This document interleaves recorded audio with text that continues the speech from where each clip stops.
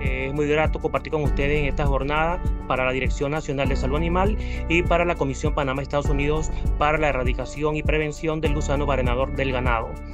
El día de hoy tendremos una palabra de bienvenida por parte del doctor Carlos Moreno Vega, es director nacional de Salud Animal del Ministerio de Desarrollo Agropecuario.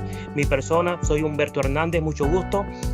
Soy jefe del Departamento de Educación Sanitaria de la Dirección Nacional de Salud Animal del Ministerio de Desarrollo Agropecuario. Para iniciar la jornada, doctor Carlos Moreno, unas palabras de bienvenida para los invitados, para todo el personal. Gracias. Buenas noches, Humberto. ¿Me confirma si tengo buen audio? Sí, doctor, tiene buen audio. Sí, buenas noches a todos, estudiantes, profesionales, no solo de la República de Panamá, sino de algunos países de la región de Centroamérica y compañeros pues, del bloque de OIRSA. Hicimos una convocatoria a través de pues, la Dirección Nacional de Salud Animal, también a través de COPEC y pues con el apoyo también de la Dirección Regional de Salud Animal del OIRSA para que en esta noche nos podamos reunir en este pequeño evento en donde pues nosotros como país, Panamá, vamos a presentar a través de pues el equipo de COPEC lo que ha sido nuestro brote de gusano barrenador, el cual en este momento lo tenemos bajo estado de emergencia sanitaria y pues mano a mano en conjunto con el equipo de COPEC, la Dirección Nacional de Salud Animal del MIDA, se encuentra pues contribuyendo a lo que es el control y pues nuevamente lo que es la erradicación de esta plaga que conocemos mucho, que históricamente pues en nuestro país se encontraba libre y que pues por algunas circunstancias en este momento tenemos una cantidad de brotes, los cuales estamos pues trabajando con el tema de la liberación de las moscas estériles, que es el control biológico que históricamente se llevó en el programa, sumado también pues con un rastreo epidemiológico activo e intenso en las provincias afectadas y pues todo el tema de divulgación y comunicación que nos va a garantizar nuevamente el éxito a nivel de lo que es la cooperación con todos los productores del sector pecuario a nivel nacional y pues la idea también es compartir esa experiencia, ese conocimiento con los países vecinos y los compañeros que pues están en los demás países a manera pues de lo que es un sistema de prevención y un conocimiento previo para que pues también ustedes puedan conocer, igual a los estudiantes, de qué se trata el problema, cuáles son las connotaciones y cuáles son pues las acciones que se han estado realizando y cuál es la visión que tenemos nosotros como país en relación a esta enfermedad que pues conocemos que para el sur del continente nuestro pues sí existen casos de Colombia hacia abajo y ahora en Panamá pues históricamente siempre existió la enfermedad, pero que es una enfermedad que transmite un vector, el doctor Enrique les va a comentar un poco más de esto, y pues de alguna forma u otra, a pesar de que no genera mortalidad o es un riesgo insignificante que genera una mortalidad en un animal, pues representa grandes daños y pérdidas económicas en lo que es el desempeño zootécnico del animal. Y en ese sentido, pues se justifica mucho todo el nivel de lo que es el control y toda la prevención y erradicación que hubo en nuestro país todos estos años. Y pues en ese entonces, en ese momento, en conjunto con el gobierno de Estados Unidos, se tuvo pues esa previsión de generar esa ciencia y todos esos procedimientos que se llevan a cabo hoy por hoy todavía en nuestro país, Panamá, para pues de alguna forma u otra brindar ese servicio indirecto de mantener el resto de la región, tanto la parte central como los países del norte, pues libres de esta enfermedad que genera bastantes pues complicaciones en, como les mencionaba, la parte del rendimiento técnico. Que no sé si está listo, nos pueda apoyar ya con la exposición del tema. No me queda mientras que agradecer pues toda la presencia y los aquí conectados de parte de la Dirección Nacional de Salud Animal del Ministerio y pues de parte también del equipo que les damos la y te entonces Enrique. Muchas gracias, Carlos. Muchas gracias, doctor Humberto. Y muchas gracias a todos los asistentes por estar aquí presentes y poner atención a un tema que, pues, como ha dicho el doctor Carlos, nos tiene en estos días bastante ocupados por acá en Panamá y que esperamos sirva de docencia, de manera de que cualquiera de ustedes que está en estos países cercanos pueda a la vez tomar aquellas medidas necesarias de prevención y que evitemos pues que esto se pueda extender de alguna manera. Entonces, quiero presentarles desde el comienzo, como si estuviéramos hablando con gente que no conoce nada. Yo sé que pues, quizás haya alguna persona que ya conoce el tema muy bien, mas sin embargo hay gente que no, y por lo tanto quiero empezar de cero para hacer la docencia respectiva, porque también puede que haya nuevas generaciones que nunca han oído hablar del gusano barrenador del ganado, sobre todo en el caso pues de los estudiantes que nos acompañan hoy en día. Gente joven que probablemente creció sin ese conocimiento y que eso se convierte en un tema de vulnerabilidad, porque el desconocimiento puede hacer que la notificación pueda ser tardía y la respuesta también. Entonces, bueno, como le decía el doctor Carlos Moreno, COPEC es un acuerdo cooperativo entre Panamá y los Estados Unidos que tiene como objetivo más que nada cumplir con el proceso de erradicación pues que ya se hizo y ahora pues vamos a tener que realizarlo nuevamente en gran parte del territorio panameño, pero después de pasar a una fase de prevención, estableciendo en Panamá una barrera biológica que evitaría que las moscas volvieran de Sudamérica, pero que también tendría la responsabilidad de producir moscas estériles para precisamente nutrir esta barrera biológica. Y quiero partir con lo que es el fundamento principal de este programa, que es el ciclo de vida. En realidad, el ciclo de vida es todo lo que nosotros ocupamos para trabajo en general, ya que tanto el COPEC es un acuerdo cooperativo entre Panamá y los Estados Unidos que se hizo principalmente para iniciar el proceso de erradicación en Panamá, siguiendo un poco lo que ya se había logrado en todo Centroamérica, México y los Estados Unidos. Aquí la única diferencia es que nos íbamos a quedar como una barrera que debería evitar que el gusano barrenador volviese de Sudamérica hacia el resto de la región que ya había sido erradicada. Mas, sin embargo, aquí también para esa labor hacemos un control biológico, particularmente produciendo la mosca estéril a partir del ciclo de vida, y por ello yo considero que el ciclo de vida es la principal estructura que todos debemos conocer para empezar a comprender cómo se debe trabajar y cómo debemos también actuar para prevenir que esta enfermedad continúe. El insecto adulto son moscas y a veces se confunde un poco cuando hablamos de moscas y hablamos de gusanos. Son dos moscas adultos, hembra y macho, que obviamente se aparean y que una vez que la hembra queda grávida va a buscar una herida de un animal de sangre caliente, incluyendo también a las personas, y en esa herida se van a colocar los huevecillos que van a emerger unos días más tarde como como gusano. Esos gusanos o larvas se van a ir alimentando del tejido vivo y van a ir a la vez evolucionando en tres fases, lo que nosotros llamamos larva 1, larva 2 y larva 3. Una vez que los gusanos alcanzan el estadio de madurez de larva 3, se van a dejar caer de la herida para enterrarse en el suelo unos cuantos centímetros y después convertirse en pupa. La pupa, una vez madura, surge después, más tarde, nuevamente un insecto adulto. Y este ciclo se va completando más o menos en 21 días en cualquiera de nuestros países tropicales. Si es algo de frío, el ambiente puede que se retarde un poco más y se dice que generalmente puede estar variando entre 21 y 30 días aproximadamente.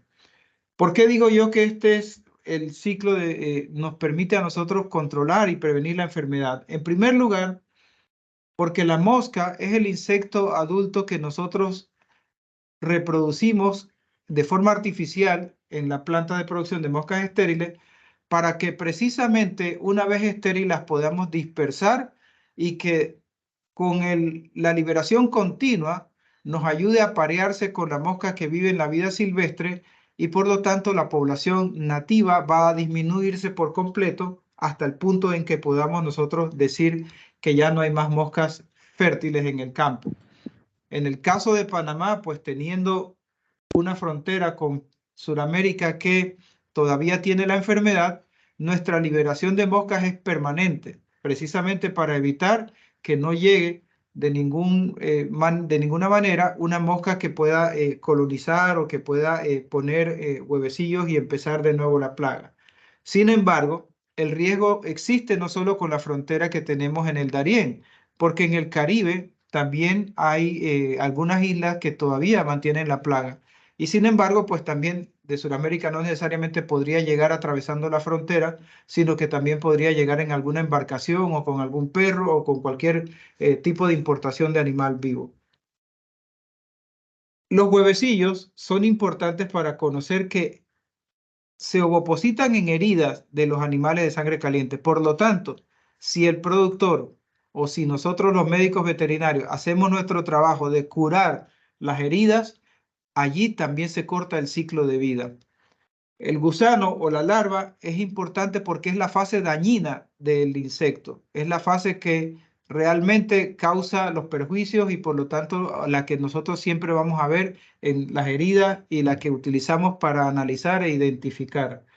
La pupa es la etapa o el estadio en donde nosotros aplicamos el proceso de esterilización y por lo tanto de ahí la manejamos para que posteriormente como mosca adulta, entonces nosotros la liberemos.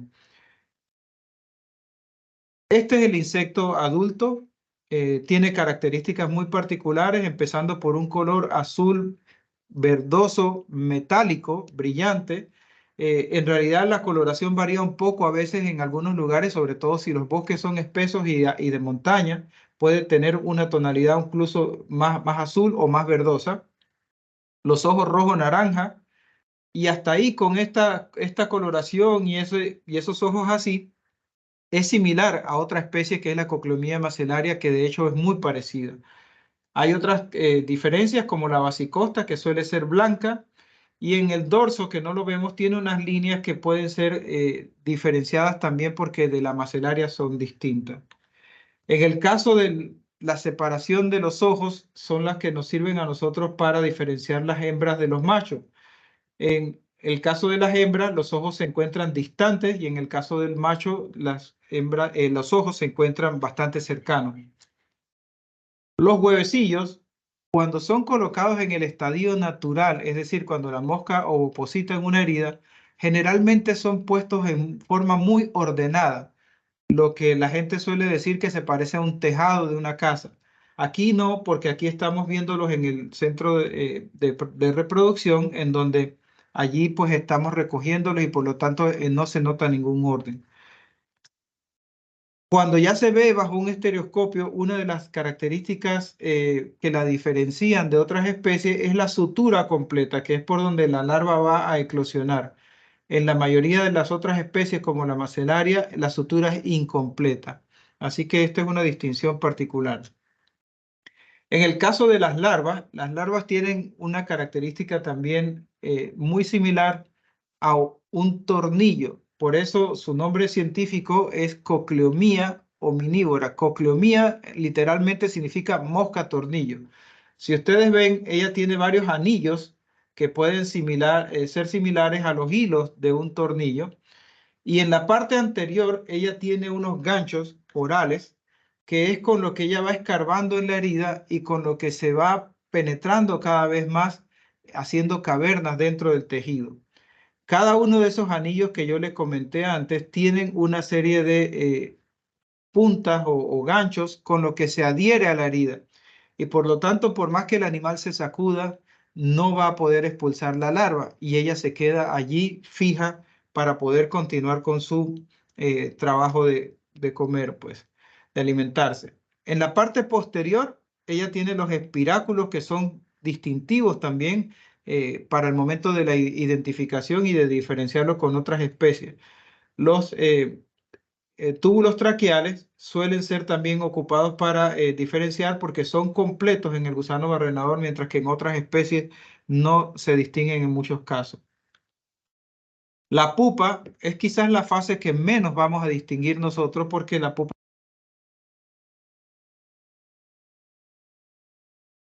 Doctor, silencio su micrófono. Perdón, ¿me escuchan? No sé, no entiendo Sí, qué está pasando, perdón. ya. Ok. Bueno, la pupa es la fase que, decía yo, muy difícil de encontrar porque está debajo del suelo.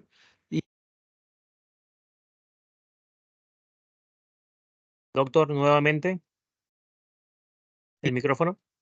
Ya.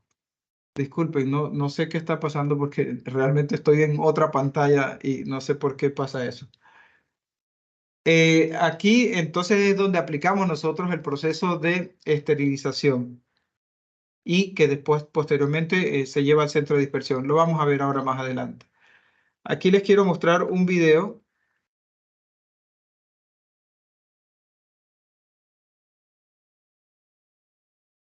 en el que pueden ver un resumen de todo lo que ocurre dentro de la planta de producción de moscas estériles, que es la única en el mundo en este momento y tiene capacidad para producir 100 millones de moscas por semana.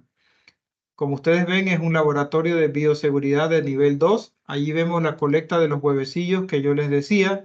Lo que ven en las jaulas son las colonias de las moscas.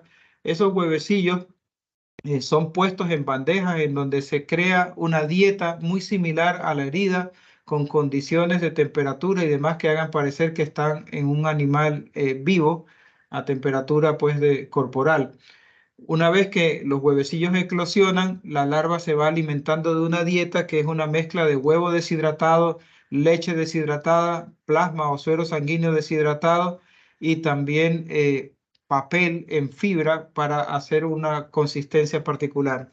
Una vez que las larvas maduran en estas torres, empiezan a dejarse caer sobre los canales y son recolectadas para luego ser sembradas en acerrín, en donde va a hacer las veces del suelo como para que ella pase a la fase de pupa.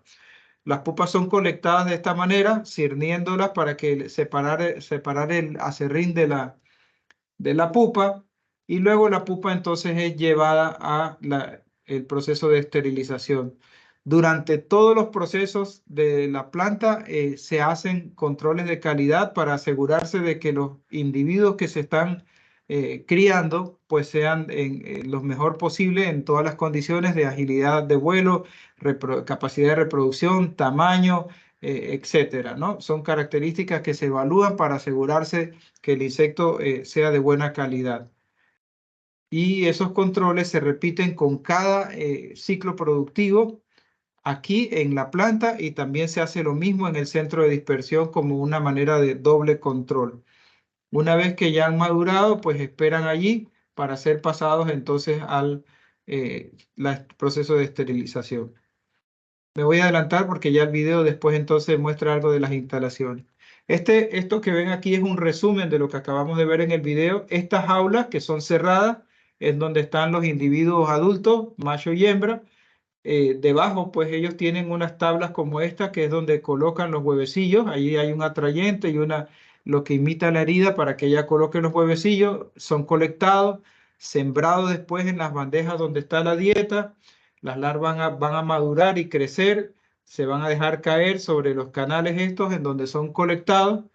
Luego se convierten en pupa y luego esa pupa pues pasan al proceso de esterilización. Una vez que la pupa alcanza la madurez, es llevada al centro de dispersión, que en este caso de Panamá, pues queda en el Aeropuerto Internacional de Tocumen, en la sección de carga.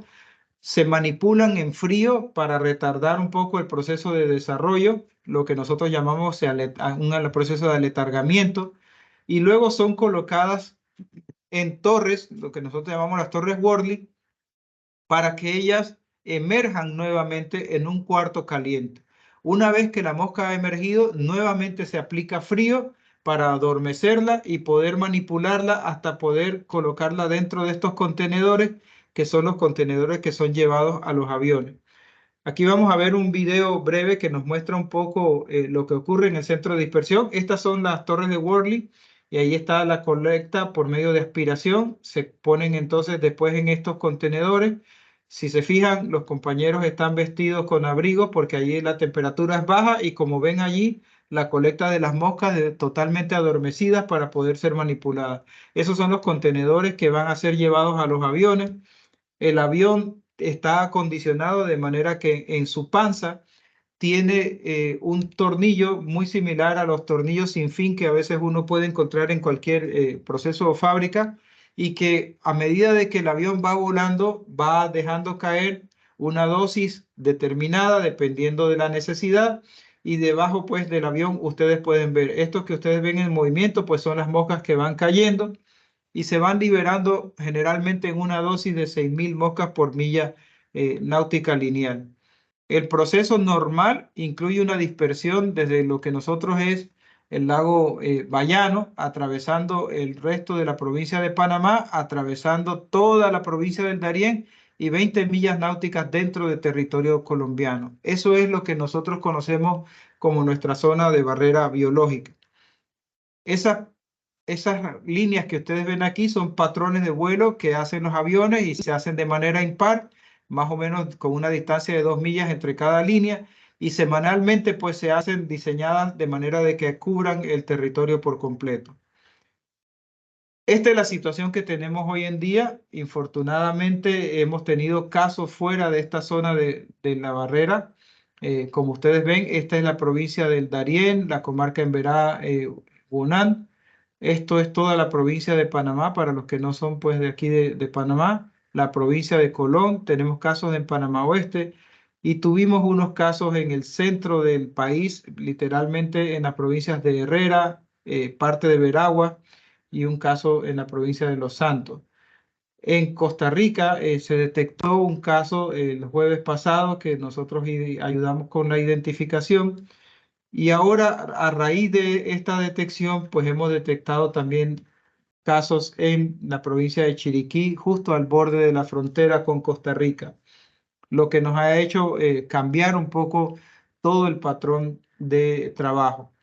Como ustedes ven, aquí hay grandes distancias entre unos casos y otros, y no hemos encontrado, por ejemplo, casos en toda esta área después de los rastreos epidemiológicos, ni en otras áreas del país, como ven aquí, intermedias, por lo que suponemos que la aparición de estos casos a distancia se deben a la movilización de animales que infortunadamente no pasaron los controles de forma adecuada o evadieron simplemente los puestos de control de movilización de animales.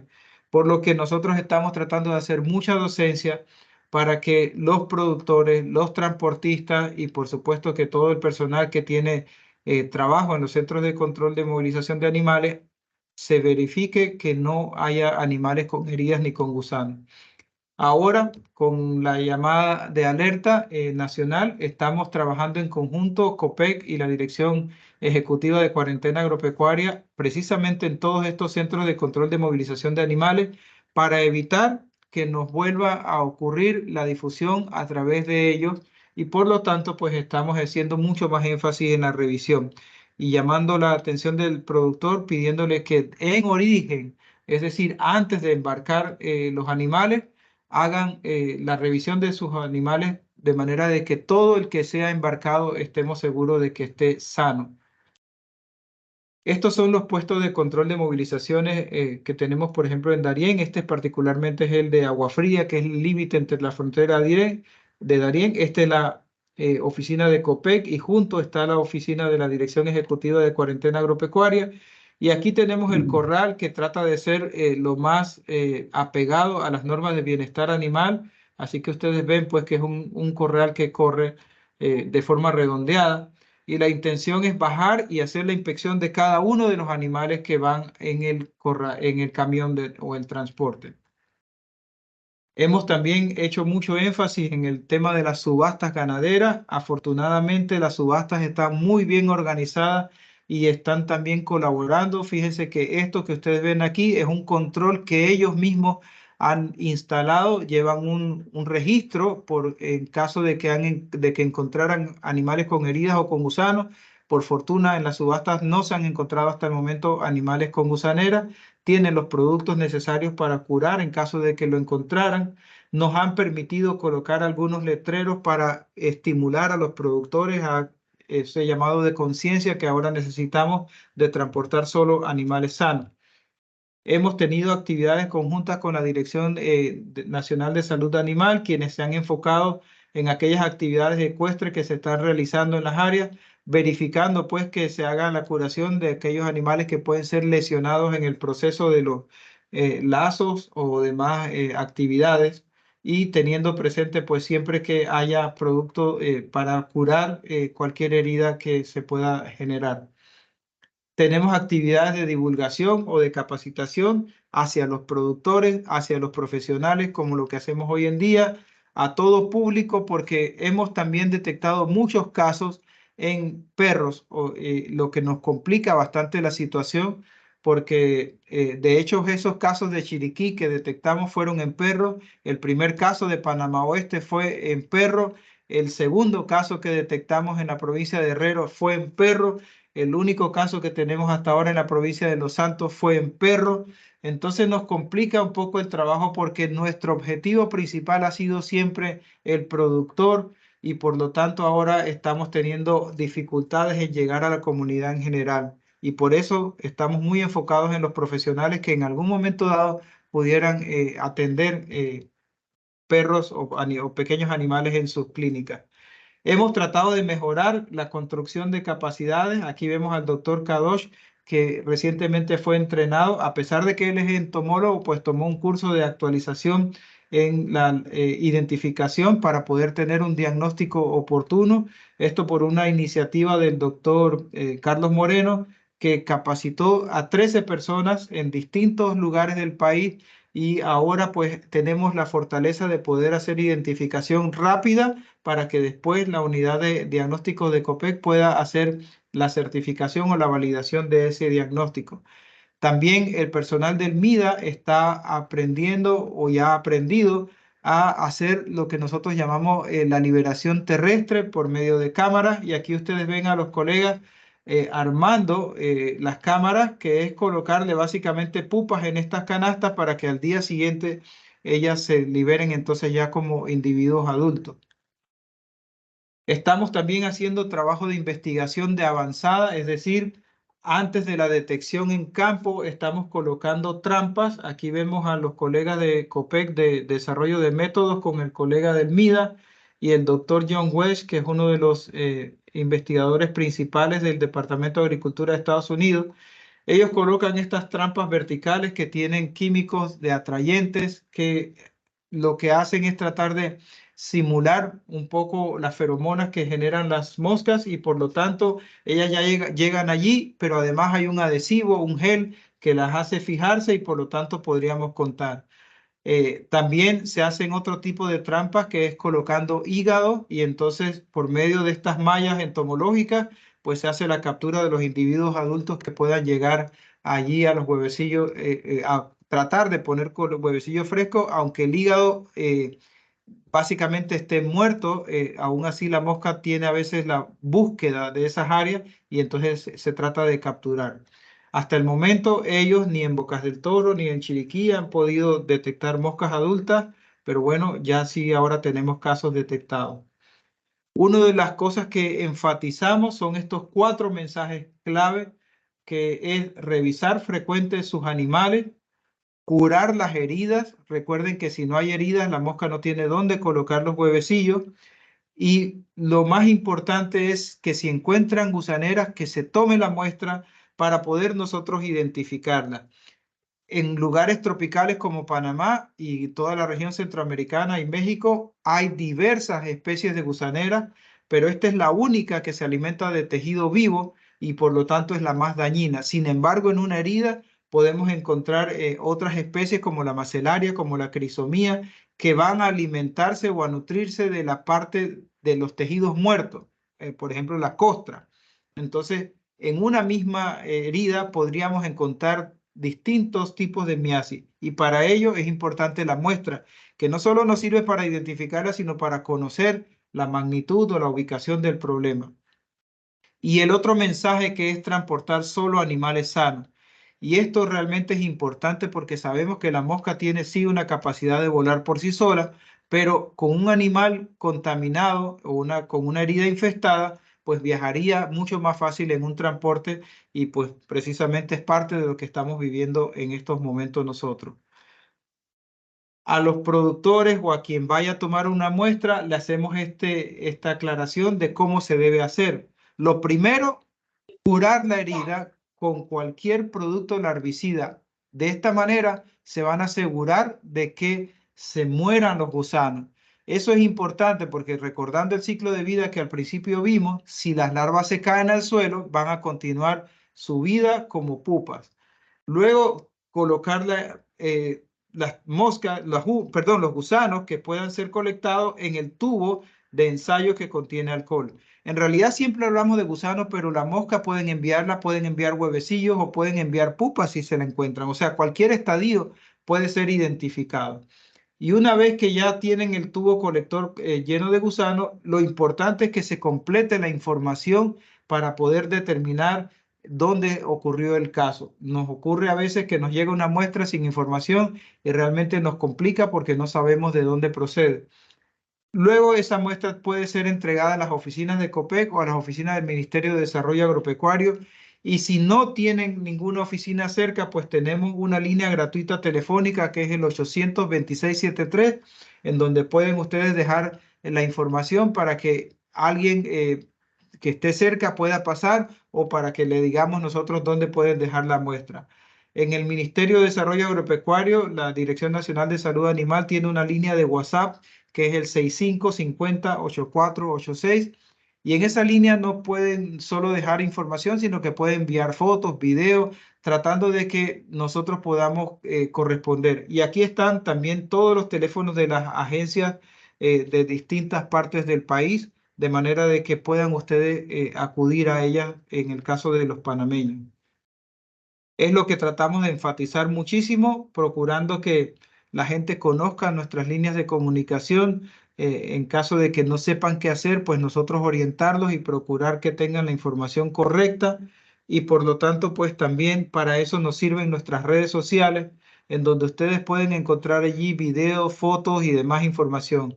Particularmente en la página de COPEC, copec.org. Allí pueden encontrar incluso material que puede ser descargado para que ustedes lo repliquen en sus países, en el caso de los extranjeros, pero en el caso de los de Panamá, pues material que les sirve para ilustrarse mejor o para tener evidencias o fotos si es que necesitan para algún trabajo o alguna presentación. Bueno, eso es lo que yo tenía para contarles. No sé si tienen alguna pregunta o no sé cómo vamos a proceder, doctor Humberto. Muchas gracias, doctor Zamudio. Sí, vamos a proceder con las preguntas. Los que tengan preguntas pueden alzar la mano o levantar su micrófono, por favor. Gracias. O colocarlas en el chat también si gustan.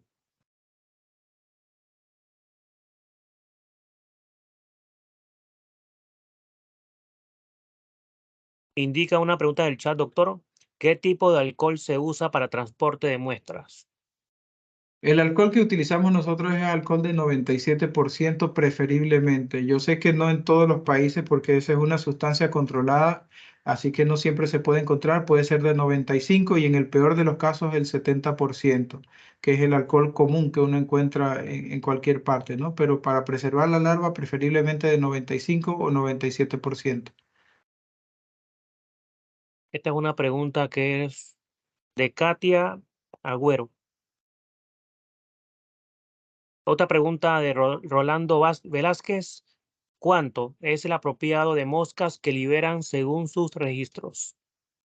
Nosotros liberamos 6.000 moscas por milla náutica lineal, eso dependiendo de las áreas o sea, se va haciendo el trazado de vuelo.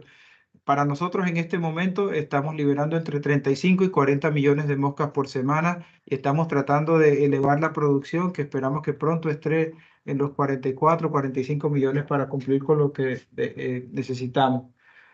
Aquí dice el nombre del ingrediente o nombres comerciales de los insecticidas usados. Realmente pueden utilizar cualquier producto. Nosotros regalamos uno que es a base de Cumafos al 3%, que infortunadamente ya no se vende comercialmente, Ahora solo se fabrica a pedido de nosotros y para nosotros. Entonces, pero hay muchos sprays comerciales que a base de cipermetrina, la mayoría, que actúan como el herbicida, pero también como repelente. Y algunos de ellos tienen aditivos como el violeta de genciana o la plata para poder hacer también el proceso de cicatrización. Aquí dice, ¿se actúa de igual forma con el ganado al encontrarse las larvas en un perro? Sí, es exactamente el mismo proceso. Usted tiene una herida, la herida se debe curar, se deben tomar las larvas, si es posible hacer la entrega lo más pronto posible, pero lo más importante es tomar la muestra y asegurarse de matar las larvas. Hay varias preguntas, perdón, no sé si sigo acá o también acá veo al doctor Wilmer con su mano levantada, no sé. Doctor Wilmer, Buenas tardes, doctor. Adelante. aunque Muchas primero, gracias, bueno, doctor Zamudio, doctor Moreno y los demás compañeros del MIDA.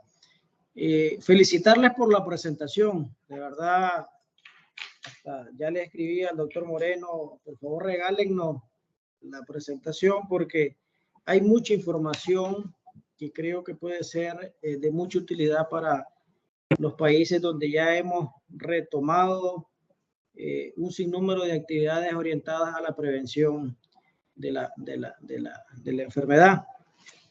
Creo que en realidad no es una pregunta, sino tal vez sumar a lo que muy bien mostró el doctor Zamudio y el doctor Moreno, es agregar de que sumado a todas estas acciones que como autoridad sanitaria están realizando en campo, buenas investigaciones epidemiológicas, controles, verificación de posibles animales que puedan movilizarse con alguna lesión.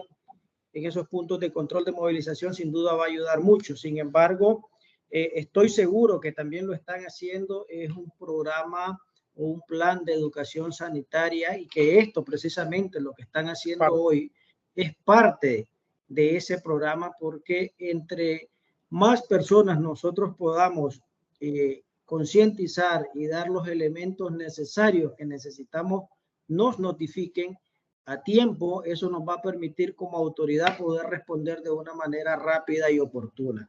Nosotros también ya hemos iniciado algunas acciones a todos los niveles, con diferentes entidades gubernamentales, con universidades, los mismos productores que son aliados estratégicos. Estoy seguro que ustedes también lo están haciendo, sin embargo, entre más se puedan sumar, los resultados van a ser más rápidos y más rápido se van a poder controlar esto, que no tengo la menor duda. Nuevamente felicitarles por la iniciativa y por la excelente presentación que nos han compartido el día de hoy. Muchas gracias. Muchas gracias, doctor. De hecho, entiendo que esta presentación se está grabando y va a quedar colocada en el YouTube de OIRSA a petición del doctor Abelardo de Gracia, pero con gusto, doctor Wilmer, le puedo compartir esta presentación o una genérica que estamos preparando, o bueno, perdón, que ya está preparada y la hemos compartido, porque el objetivo es que la gente de verdad despierte un poco la alerta. Lamentablemente, pues lo que está ocurriendo en Panamá es un riesgo para toda la región. Y precisamente es una de las cosas que alguna vez yo he dicho que siempre nos hemos preocupado mucho por las enfermedades como la influenza aviar o la peste porcina africana, que hasta hace poco la teníamos distanciadas en Asia o en Europa, y el gusano barrenador siempre lo hemos tenido mucho más cerca y nos hemos olvidado un poco de él. Y bueno, el riesgo es vivir lo que hoy vive Panamá otra vez, ¿no? Sí, no, mira, Enrique, inclusive adicional a la grabación que vamos a tener, el canal de YouTube de la Dirección Nacional de Salud Animal también la va a estar colgando. O sea que van a haber varias vías donde se puede tener la información. Mira, hay una pregunta curiosa, Enrique, dice, ¿cuál es el procedimiento que realiza para lograr la esterilidad de las moscas? O sea, la parte radioactiva le llama la atención a algún estudiante probablemente. Sí, en realidad, Carlos, no digamos radioactiva porque en realidad no queda radioactiva. Usamos un proceso de irradiación, pero el insecto, una vez que termina ese proceso, no es radioactivo. Es a base de cobalto 60. Se usa una dosis media de 70 Gray y por un espacio de unos 2 minutos y medio, más o menos. en realidad es muy similar a una radiografía. El proceso es tan rápido como cuando usted toma una radiografía y básicamente el insecto no sufre ninguna alteración excepto que las espermatecas, en el caso de los machos, se queman, al igual que los ovarios en el caso de las hembras. Entonces el insecto adulto no tiene ninguna otra afectación, nada más que eso. Es como si estuviéramos castrándola, digámoslo así, literalmente, pero en este caso a través del proceso de irradiación. Por aquí Sí, había mira, otra pregunta. aquí hay una que dice, ¿cuántas cantidades de larvas son más o menos la recomendación para la toma de muestras? O sea, más o menos un estimado. Nosotros no ponemos un límite, realmente mientras más muestras mejor, porque de alguna manera eso nos asegura que se mataron todas, pero usted puede mandar desde una hasta muchas. Lo que a veces sugerimos es que se tomen de lo más profundo de la herida. ¿Por qué? Porque si se toman de forma superficial, es posible que estuviéramos tomando otra especie, Otro que son las tipo. que se alimentan de los tejidos muertos. Y la que está en lo profundo únicamente es la del gusano barrenador. Ahora, si quieren tomar de lo profundo, si quieren tomar de la orilla, toda al mismo tiempo, no hay problema, porque en caso de que fueran especies distintas, en el momento de la identificación, el diagnóstico va a emitir un resultado que va a decir las distintas especies que encuentran allí. Que aquí también dice las características principales para la identificación de los gusanos. Miren, hay varias características, existen las claves entomológicas. Una de ellas es, como yo les dije, los ganchos orales que tienen, los espiráculos respiratorios, los anillos que van cubiertos de espina, los túbulos traqueales que son pigmentados en gran cantidad. Eso hablando de la larva. En el caso de la mosca adulta, pues los colores es una base, las líneas dorsales y también la basicosta. En realidad nosotros tenemos una metodología que implica el seguimiento de las claves entomológicas, de manera de que cada vez que se va haciendo la identificación, como está certificado incluso COPEC como laboratorio de referencia, sigue las normas de ISO 17025. Por lo tanto, el proceso es bien seguido. Tenemos un video de capacitación, pero que lamentablemente no lo queremos hacer público porque no queremos que la gente se arriesga a decir que ya sabe identificar. O sea, ese video se le puede entregar a la persona que ha venido y se ha capacitado y entonces ya lo tiene como un seguimiento de la identificación, ¿no? Bueno, aprovechando el comentario sobre el tema de la identificación, Enrique, pues sí, sería bueno e interesante mencionar, o sea, las diferencias entre el tórsalo versus el gusano barrenador para aclararlo nuevamente. Sí, es verdad. El tórsalo realmente a simple vista es bastante fácil de identificar porque la forma que tiene, yo diría que es parecido a una gota de agua, es decir, tiene una forma más delgada de una parte y que es con la que respira básicamente y la otra muy ancha que es con la que se fija a la herida y por eso ella siempre tiene la posibilidad de salir a través de la herida, del orificio que deja vivo para respirar. No tiene los ganchos orales tal como los tiene el caso del gusano barrenador. Ella, a diferencia del gusano barrenador, en la herida se queda de 3 meses 3 meses y medio, casi 4 meses, y el gusano barrenador apenas pasa unos 10 días en la herida, es muy rápido. La diferencia también es que es una larva, mientras que el gusano barrenador son múltiples larvas. Cada hembra de mosca puede poner alrededor de 200 a 300 huevecillos, en algunos casos 400 y a veces los pone en distintos momentos. Es decir, una mosca puede opositar hasta 4 veces, por lo tanto, puede en una herida a veces uno encontrar 1200 larvas de momento. Lo otro interesante y que hace una gran diferencia es que el tórsalo no pone los huevecillos directamente sobre la herida, sino que es una mosca tan grande y hace tanto ruido que lo que ella hace como estrategia es colocarla sobre otros insectos, como los mosquitos, incluso sobre la mosca del gusano barrenador u otras moscas chupadoras o picadoras, que son entonces las que se acercan al animal. Esa es una diferencia particular que incluso impide que haya un programa de control como lo existe con el gusano barrenador del ganado. Sí, mira, Enrique, aquí también hay un comentario muy común y que repite bastante en todo lo que son los medios, en las entrevistas que hemos tenido. Nos indican qué es la información preliminar de lo que nosotros pensamos que fueron los factores que provocaron la presentación de los brotes fuera de la provincia de Darién. En realidad hay una combinación de variables y yo sé que a veces suena como una respuesta muy política, pero en realidad es así.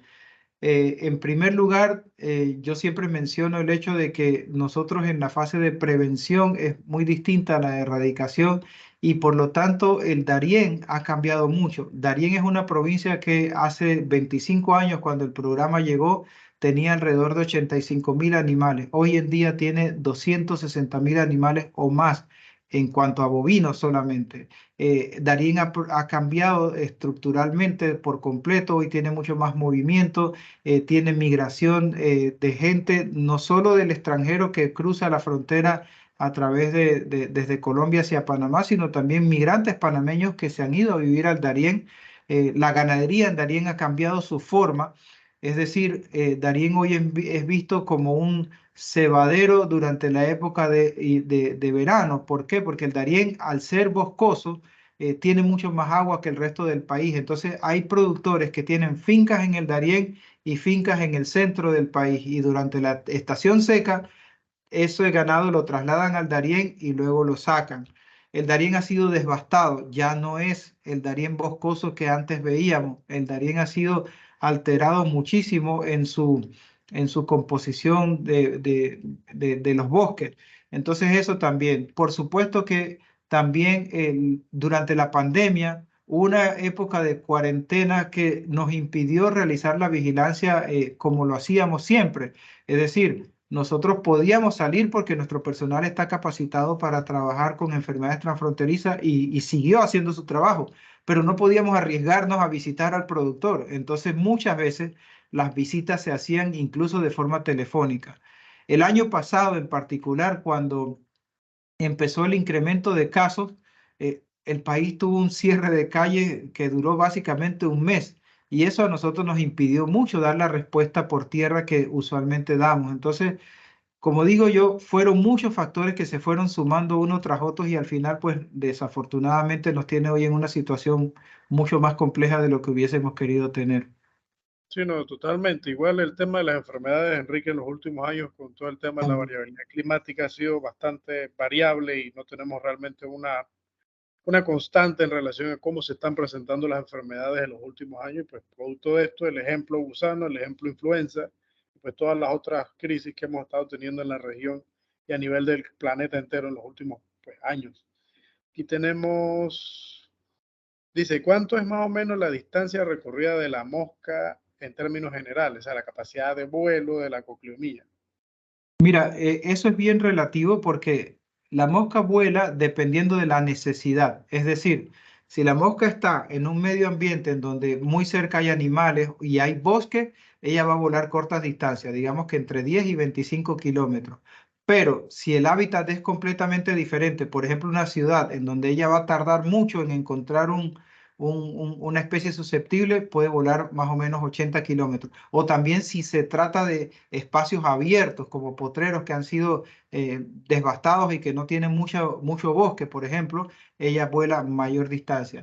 La literatura habla de 290 kilómetros, pero ese es un solo hallazgo que fue incluso discutido porque se piensa que fue una mosca que lo hizo a través de un vehículo o cosas como esas, porque no es lo normal, no es lo usual. Entonces, realmente nosotros consideramos que varía dependiendo del hábitat siempre. No, totalmente. Acá hay una persona que indica si es posible lo de las claves taxonómicas. Creo que tú hiciste mención de que el tema del video o las referencias tiene que primero pues, pasar por un curso. O cómo podríamos Sí, de repente dar alguna información a esta sí. persona. Hay claves taxonómicas, de hecho, la FAO tiene unas claves taxonómicas que son muy bien descritas y que nosotros hemos utilizado, creo que están incluso en internet, pero si no las podemos compartir, me imagino yo que si es un país, alguien de algún país que está pidiendo, por favor póngase en contacto a través del doctor Moreno o a través del OIRSA para que llegue al doctor Moreno y nosotros podemos compartirle la información que quieran.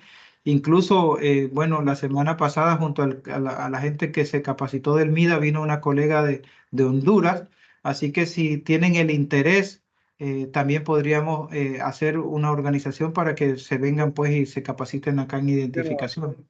allí en ese sentido, pues aparte de la Dirección Nacional de Salud Animal del MIDA, nosotros hacemos la coordinación y el enlace con Enrique y pues se organiza y se puede generar mayor capacidad en la disponibilidad de tiempo también, Enrique, porque en este momento, Sí, como estamos en sí, emergencia, sí. es un poco más complejo. Así es un poco del tema que tenemos en este momento, que estamos saturados en casos, ¿no? Bien, aquí nos hablan estrategias para combatir la plaga en el caso de que siga dispersando. ¿Qué es más o menos lo que estamos haciendo y lo que hemos hecho, Enrique? Así es, o sea, nosotros tenemos que enfatizar en varias cosas. Una, el control de la movilización de los animales, porque lo que no queremos es que ella se mueva a través de animales infestados, ojalá nunca fuera de la frontera. Otro, la dispersión o la liberación de las moscas estériles, que nosotros liberamos precisamente tomando en cuenta los casos de ocurrencia, es decir, nosotros detectamos un caso y más o menos en un radio de 50 kilómetros se hace una liberación de moscas a la densidad también en proporcional a lo que se va encontrando. Lo usual es una densidad de 6.000 moscas por milla náutica lineal. Lo otro en el campo es regalar el polvo curativo, así le decimos nosotros, pero en realidad el nombre comercial es Negazun, pero como les dije antes, ya no se vende, no se encuentra en el mercado y nosotros preferimos decirle polvo curativo para no hacer ningún sesgo hacia un producto en particular y también porque tiene la propiedad y la intención de que el productor lo use no solo para matar los gusanos, sino también para curar las heridas. Ese es básicamente los tres elementos que nosotros utilizamos en proporción. Por supuesto que a eso se suma que cada vez que se identifica un caso se hace un rastreo epidemiológico tratando de buscar casos nuevos potenciales en los alrededores y la educación sanitaria. Yo diría que es uno de los elementos más importantes porque, como yo dije al principio, probablemente aquí nos escucha gente que en su vida ha visto un gusano barrenador o una gusanera. Probablemente si estudió veterinaria en las escuelas modernas, tal vez nunca tampoco o lo mencionaron muy levemente porque no era una enfermedad de interés en el momento. Entonces, la educación sanitaria para los profesionales, para los productores y para la comunidad en general es realmente muy importante. Sí, Enrique, totalmente. En términos generales, es un control biológico que se hace, como mencionaban los compañeros de COPEGA, a través pues, de la dispersión de las moscas estériles, que pues, como ya lo mencionaron, puede ser por vía aérea, incluso a nivel de lo que es dispersión terrestre, también se está trabajando a una estrategia en conjunto de los puntos donde hay brotes positivos para pues, mejorar y potenciar el efecto biológico de este tipo de control y sumado también, como dice Enrique, de la parte de la educación sanitaria, que yo creo que es uno de los puntos más claves, la parte de la divulgación y que el entendimiento del productor vaya en función de bienestar animal, porque prácticamente nos vamos basando en ese punto específico, que el productor genere la conciencia de estar pendiente de los animales, independientemente si es una mascota o si es un animal de producción, pues que el productor tenga esa dinámica de ver los animales periódicamente, de curar las heridas y que poco a poco pues nos preocupemos más incluso por la inversión. En este caso, la parte de la ganadería es tener esa caracterización y esa peculiaridad de que sigamos quizás un plan de buenas prácticas de producción en nuestros establecimientos y cuando nuestros animales vayan a abasto o vayan a algún tipo de evento o alguna actividad de subasta, por ejemplo, pues vayan o vayamos nosotros como productores con la seguridad de que el animal fue previamente verificado y que pues, va en un entero estado de salud sanitario correcto. Claro, hay bastantes preguntas. Aquí Sí, hay alguien que pregunta. Sí, hay alguien que... ¿Cuánto tarda el diagnóstico? El diagnóstico es relativamente rápido, porque, bueno, los colegas que hacen ese trabajo pues están bien preparados. Lo que nosotros sí hacemos es un proceso de validación que nos exige la norma 17025. Es decir, hay un identificador y después hay un identificador con más años de experiencia y preparación que hace la validación. Así que eso yo diría que es cosa de minutos. Sí, dice que si el PCR es funcional en este caso, Enrique. En realidad nosotros el PCR lo usamos más bien como para tratar de determinar de alguna manera si se trata de una digamos, que ha migrado de un lugar a otro, ¿no? Pero no es lo normal usar el PCR, es una técnica bastante más cara que la identificación directa. Bueno, acá hablan de la cantidad o profundidad donde pueden llegar las larvas. Quizás puedas hablar del evento de dónde se localizan las larvas y los daños que podría ocurrir. Exactamente, yo creo que depende mucho del sitio de la herida, realmente también depende de si no es tratada a tiempo, porque usualmente en un área donde hay presencia de gusano barrenador, una mosca pone el huevecillo, empiezan las larvas a comer y luego llega otra mosca y pone huevecillos y así, y esa herida puede ser gigante, igualmente profunda. Depende del lugar, es tan agresiva. Es decir, por ejemplo, no sé, si es en el cachete de un animal, pues no llega a ser tan profunda. Si es en el abdomen, puede ser profunda tanto como para entrar a cavidad. Si es en el oído o en los cuernos, por ejemplo, como dice Carlos, efectivamente puede ser profunda. Y también dependiendo de la ubicación, puede ser letal o no, ¿no? Sí, aquí comentan si en el caso, por ejemplo, el comportamiento del animal, que uno observa en el animal que tiene pues las larvas, que es lo que normalmente uno ve. Generalmente es una incomodidad general. Por ejemplo, justamente hace un par de semanas corrió en las redes un video de un equino que tenía en la boca, de entre los dientes y demás, larvas de gusano. Y obviamente ese animal primero empezó a adelgazarse porque no comía, pero su comportamiento era inquieto y demás. Y justamente en un momento en que se estaba haciendo investigación por encefalitis equina, pues se detecta un comportamiento anómalo y al momento de la revisión se detecta que son gusanos en la boca. Es decir, imagínense ustedes estar con un ser vivo que se lo está literalmente comiendo en alguna parte. Es la misma incomodidad que yo creo que tendría cualquier animal. Acá preguntan, el manejo del canino cuando se encuentra un caso, ¿qué hacemos después de que detectamos en el caso de un canino? ¿Qué medidas tomamos? Como cualquier herida, usted saca las larvas, cura la herida y si es necesario, pues hacer lavado, por supuesto, aplicar antibióticos, obviamente yo diría que algo de analgesia, ese tipo de cosas. O sea, es como si usted estuviera tratando una herida cualquiera, literalmente, con la excepción de que aquí va a tener que sacar las larvas y colectarlas y matarlas, ¿no? Ok, procedimiento de envío de muestras y si es posible que se envíen a confirmación del laboratorio nuestro el diagnóstico. Sí, nosotros estamos dispuestos a recibir muestras del extranjero si es que fuera necesario. Las de Panamá las podemos recibir en cualquier momento. Eh, Como dije antes también, a través de la capacitación que se hizo, hoy en día hay capacidad de hacer un diagnóstico previo, básicamente que en todo el país, y la confirmación se hace aquí entonces en COPEC, ¿no? Si algún país quisiera enviarnos las muestras, pues simplemente nos hace saber que la muestra viene con la información correcta y el método de envío, nosotros la recolectamos, hacemos la identificación y se envía con toda la privacidad del caso el diagnóstico. Nuestras consideraciones, Enrique, en relación al tema de la migración, los migrantes. ¿Lo Mira, ese consideramos? es un tema, ese es un tema que tiene para mí bastante polémica, ¿no? Porque nosotros de hecho hemos encontrado a 2 personas migrantes con gusanera, pero por el estadio larvario se puede pensar que la larva la adquirió obviamente en Colombia, mas sin embargo fue detectada en los centros de salud. Todos los migrantes que vienen pasan por una inspección sanitaria en Panamá y de los 600.000 o 650.000 migrantes que han estado pasando desde los últimos años hasta la fecha, solo 2 han sido identificados con gusanera. Y fue una niña de 2 años, lamentable, y una señora que fue el caso más reciente que aparentemente se lastimó por la mochila que traía y pues allí tenía la gusanera.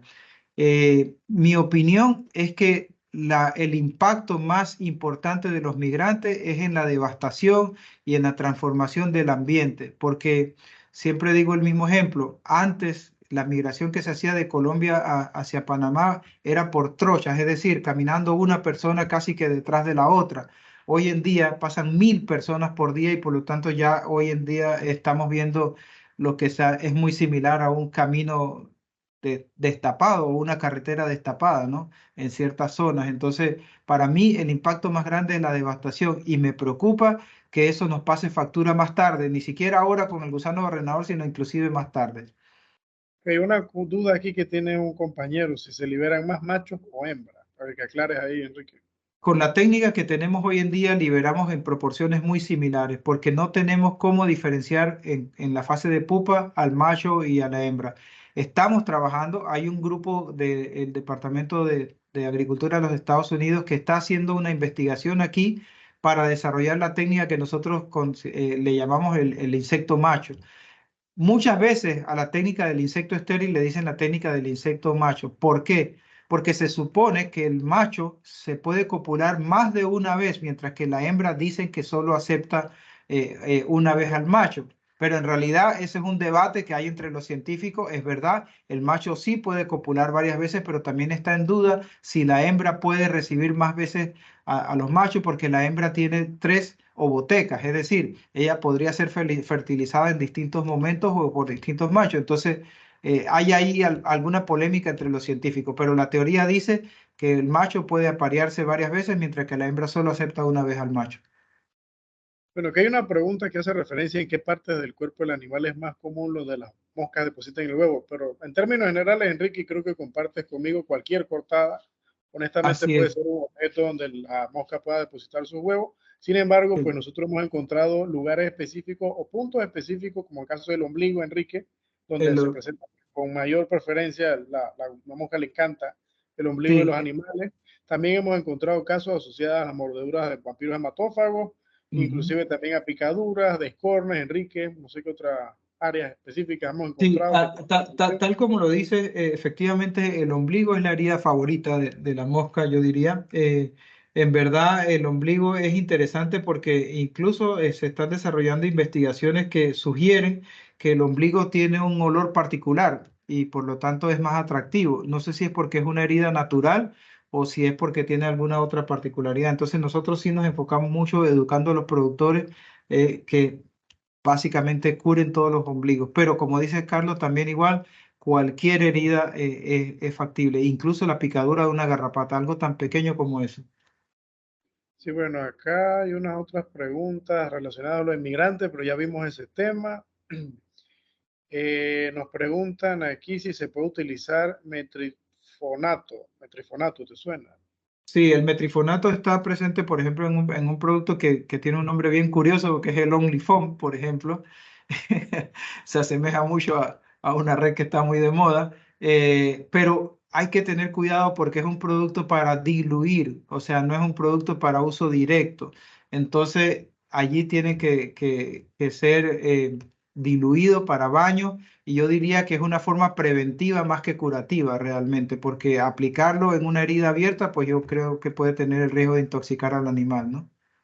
Bueno, acá hacen una referencia en qué tipo de controles químicos o qué se recomienda para el tema de la reducción del riesgo. Enrique, creo que ahí vamos de nuevo al tema de buenas prácticas y la parte de Bueno, medicina preventiva. exacto, el uso de herbicidas, el uso de cualquier producto de esto, obviamente los endectocidas o en estos casos las ivermectina, bamectina, doramectina, todas, pero bien aplicadas, que eso es importante. Es decir, si la persona sabe que va a hacer una práctica como una castración, como un descorne, como una marcación por arete o por hierro, o cualquier otra práctica que se les ocurra que pueden hacer, lo interesante es aplicar la ivermectina anticipadamente, porque si se aplica el mismo día, ustedes deben tener claro que el producto es inyectado y tiene un periodo de acción que puede llegar a durar de los próximos 3 a 8 días, dependiendo del producto. Y lo otro es en la dosis correcta, porque acuérdense que en estos productos hay concentraciones desde 1% hasta 4 punto algo por ciento, no recuerdo. Entonces, depende del producto, eso es importante. Y lo otro es la dosificación, porque muchas veces en el campo calculamos el peso de los animales al ojo, por decirlo así. Entonces, ahí uno puede también no ser preciso y tampoco hacer que el medicamento sea efectivo, ¿no? Sí, totalmente de acuerdo. La biodisponibilidad del fármaco y la farmacocinética de la molécula que estamos inyectando en el animal tenemos que tener caracterizado que exactamente en qué momento va a estar en el punto donde lo vamos a necesitar en el tiempo. Y también es importante, Enrique, el tema del tiempo de retiro, por el caso, por ejemplo, de los animales de abasto. Sí, Debemos sí. respetar el tiempo de retiro de los medicamentos que vayamos a utilizar. No solo la parte de los insecticidas, sino inclusive a nivel de lo que son los baños. Algunos de estos también tienen algunas consideraciones relacionadas justamente en lo que es la persistencia o la residualidad en el animal. Totalmente. Ok, dice, en los rastreos epidemiológicos nos preguntan si visitamos el 100% de las fincas, que revisamos, circulamos los animales de las fincas visitadas, cuánto tiempo duran estos rastreos, las zonas de cuarentena también se hacen los rastreos, hay más que todo Sí, recalcar esa bueno, parte. la idea del rastreo epidemiológico es exactamente esa, visitar el 100% de la finca. Obviamente en estos momentos, por ejemplo, que estamos viviendo nosotros, no tenemos toda la capacidad, estamos uniendo fuerzas con todos los colegas del MIDA y se está visitando el 100%. Eso hace que el proceso de rastreo sea bastante demorado porque, por ejemplo, en las áreas de alrededor de los casos de OCU, teníamos que visitar alrededor de 592 fincas después del primer caso. Eso no es tan fácil. Nuestro objetivo en realidad es llegar, preguntar y educar. Si el productor tiene los animales reunidos, aprovechamos y los tratamos de revisar. Pero también queremos es estimular a los productores que hagan su trabajo y que lo hagan bien, porque en realidad no tenemos capacidad para tener un veterinario o un bachiller agropecuario en cada finca y revisando cada animal. Entonces, por eso la educación sanitaria es tan importante, porque la idea es que el productor aporte gran parte de su trabajo. Bueno, aquí además de esto nos dicen, bueno, un comentario, las larvas no discriminan las especies, totalmente cierto. O sea, aquí realmente cualquiera es susceptible si tiene una herida y está cerca de un área donde pues está la cocliomía. Sí, Si sí, se está eso es haciendo algún cierto. monitoreo de fauna silvestre, nos pregunta acá la doctora Rengifo. El monitoreo de vida silvestre se hace a través del trampeo, como el que les mostré. De hecho, se inició en Bocas del Toro precisamente por una foto que nos mostraron de un perezoso que había en Islas Bastimento. Entonces allá se fue, pues, en primera instancia a hacer el trampeo. Conociendo que es una isla pequeña, pues digamos, se esperaba que si habían moscas activas, pues la hubiéramos capturado, y no se encontró nada. Y es justamente lo que se hace acá también en Chiriquí ahora. Lo que hacemos con la vida silvestre es tratar de conocer, por ejemplo, con las fundaciones como Yaguará, por ejemplo, es uno de los aliados nuestros, de manera de que si ellos hacen captura de animales y encuentran gusaneras, que nos las reporten. Hablamos con un grupo que no nos gusta mucho su actividad, pero son los cazadores, por ejemplo, porque si el cazador llega a obtener una presa, bueno, entonces también que nos diga si ha encontrado animales con gusanera. Y así, hablamos con la gente que trabaja en zoológicos, hablamos con la gente que trabaja con la conservación de distintas especies silvestres, pero hacerlo, digamos, abierto en los bosques, nada más con el trampeo, básicamente. Bueno, Enrique, del área del chat creo que ya vaciamos las preguntas. Creo que hay una manito levantada ahí. Laura Ayala. Hola, buenas tardes.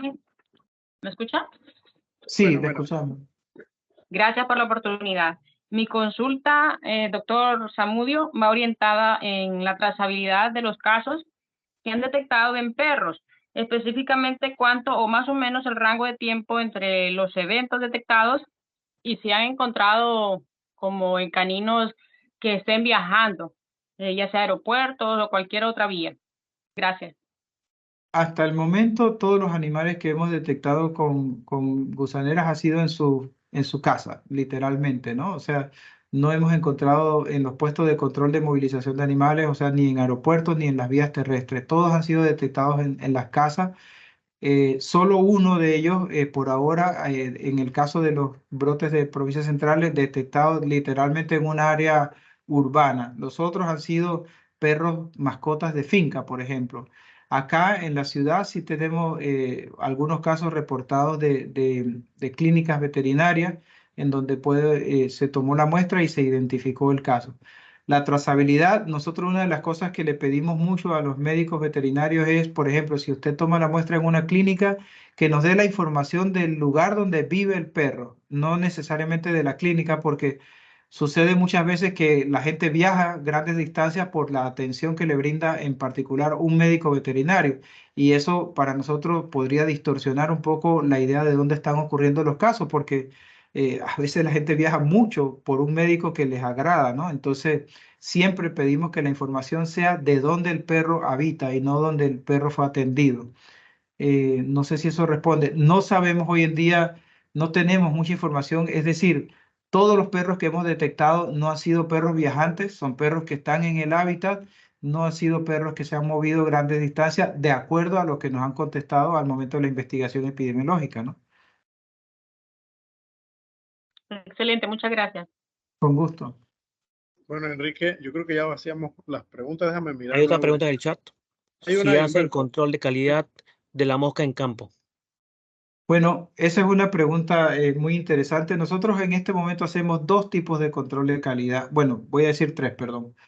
Uno en la planta, como les mostré en el video, y afuera de la planta tenemos un laboratorio especialmente para control de calidad, que no solo hace control de calidad del insecto, sino que también hace control de calidad de la dieta que se utiliza. Es decir, se analiza que todo lo que la gente nos vende sea exactamente con los requerimientos que nosotros solicitamos.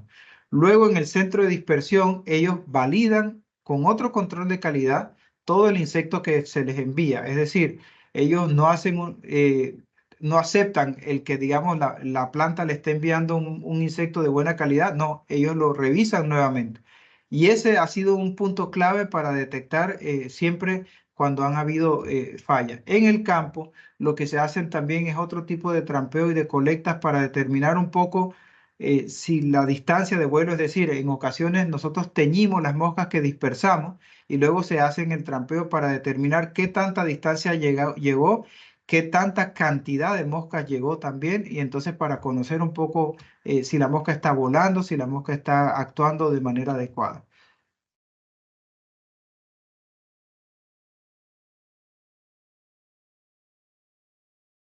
Y aquí, ¿a qué se debe el incremento de casos otra vez? Bueno, un poco como hablamos al principio, realmente son muchos factores. Yo no quiero decir uno porque podría mentir. Y la verdad es que son variables que uno le puede poner distinto peso y tal vez un momento a otro tiene una más importancia que otra. Pero en realidad también en este momento estamos más enfocados en responder. Hemos hecho sí un cambio de cepa, que eso es algo que creo que no mencioné, precisamente porque en algún momento se pensó que podría la cepa estar agotada genéticamente o en su trabajo. Así que desde el año pasado, en octubre, se hizo la recuperación de una de las nuevas cepas que teníamos en criopreservación, y es en marzo de este año cuando ya se logra el volumen completo para poder reemplazarla en su totalidad. Eso también hay que mencionar que, por ejemplo, nosotros como estábamos en fase de prevención, el número de moscas que nosotros reproducíamos era bajo, es decir, nosotros reproducíamos entre 18 y 20 millones por semana, lo que significa que cuando incrementan los casos, tú tienes que empezar a subir la población de moscas para poder alcanzar lo que necesitas de liberación en vía aérea o vía terrestre. Y eso no es fácil porque todos ustedes tienen idea de cómo se produce o se reproducen los animales, ¿no? Entonces, tú tienes que ir fase a fase. Y entonces tal vez ahí también es otro factor porque no pudimos alcanzar el momento de tener la cantidad de moscas quizás en el momento adecuado, ¿no? La pandemia hizo que los costos de la dieta se incrementaran muchísimo. Y no solo por la pandemia, porque la pandemia nos afectó, digamos, en el sentido del transporte. Nosotros antes podíamos tener muy rápido un envío de Estados Unidos, que es nuestro principal proveedor de la dieta. Desafortunadamente en Panamá no la conseguimos, la base, así que la compramos en Estados Unidos. Pero recuerde que con la pandemia se atrasaron el movimiento de todos los productos en el mundo, por lo tanto, entonces había que esperar un turno para que hubiese un barco que nos trajera la dieta a Panamá.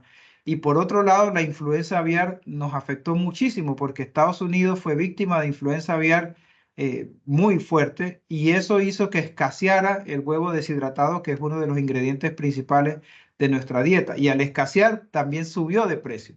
Entonces son, como les digo, múltiples factores que realmente nos han afectado. Acá, Hay otra Enrique, pregunta, doctor.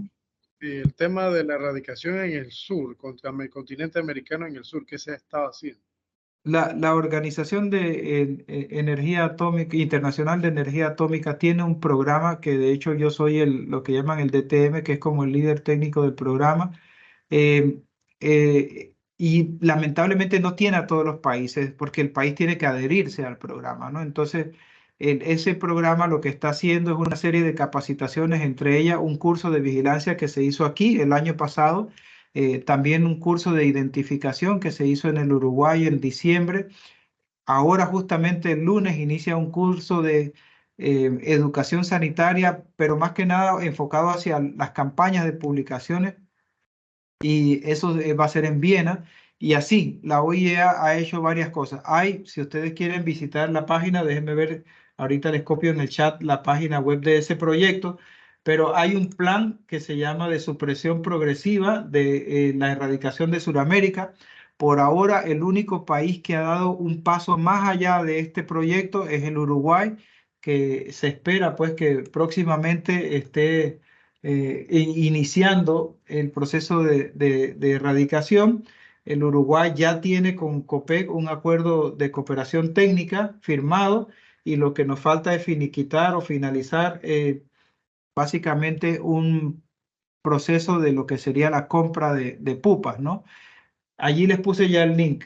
Repitiendo lo de las pupas, el problema es que la planta de Panamá nada más produce 100 millones de moscas, entonces por lo tanto si Sudamérica quisiera iniciar un proyecto de erradicación tendría que construir no solo una, sino que varias plantas y mucho más grandes que la nuestra. O sea, imagínense erradicar un país como Brasil. O sea, yo creo que solo Brasil debe necesitar como 3 o 4 plantas para poder satisfacer la necesidad y plantas enormes. Lo que sí tiene este programa, desafortunadamente, que es muy costoso. Entonces, los países de Sudamérica probablemente tienen otras prioridades, como fiebre aftosa, por ejemplo. Entonces, el gusano barrenador pasa a un plano inferior y por lo tanto la inversión que se hace está enfocada en otras enfermedades.